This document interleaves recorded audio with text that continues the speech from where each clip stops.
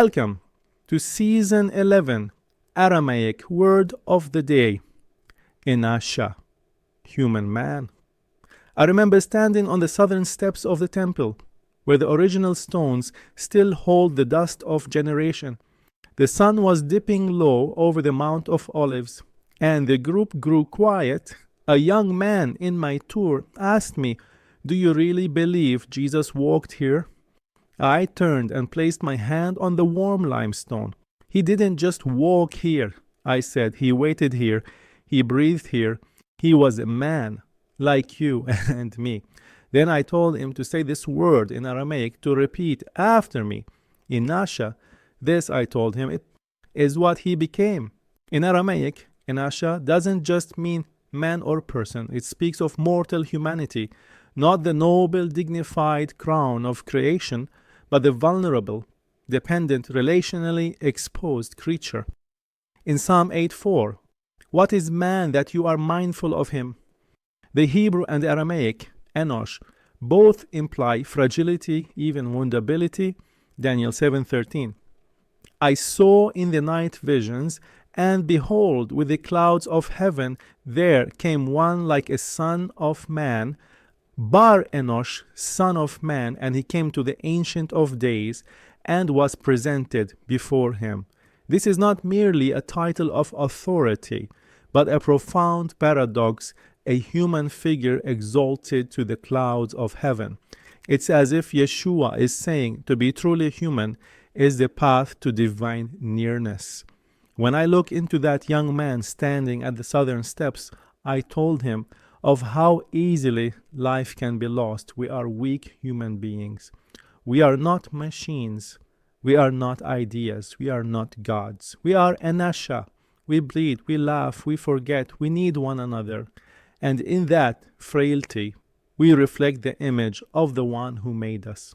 The Western mind says, "Stand tall." The Aramaic heart whispers, "Fall on your knees and you will stand higher than ever before." In the Western mindset, being human often means being autonomous, rational, and self-made. Identity is rooted in individualism. I think, therefore I am. Manhood is tied to strength, agency, and control. And success is measured by how much one can achieve or conquer. The ideal human is one who stands tall, independent, and unshaken. Weakness is something to overcome, and vulnerability is often hidden. In this view, to be human is to rise above fragility, to master oneself and the world. But in the Middle Eastern Aramaic way of seeing, to be human, Enasha, is to be dependent, relational, and grounded in community. You are not a soul in isolation, but a soul in covenant. Manhood is not about dominance, but about humility to responsibility and the ability to carry others. Identity is not discovered alone, but received through belonging. I am known, therefore I am. Weakness is not shameful. It is the sacred space where Yeshua meets you. In this view, to be human is not to rise above the dust, but to remember that you are dust and still deeply loved. We westernize Yeshua so quickly, make him untouchable, distant, doctrinal.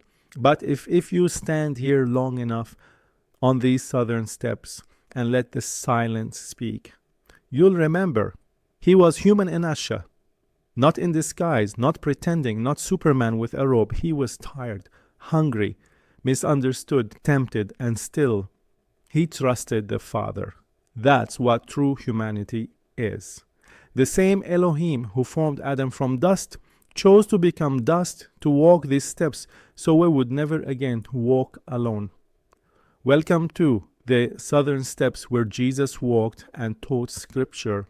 Then I thanked the young man in my group for his question, and then we continued our day back to the hotel.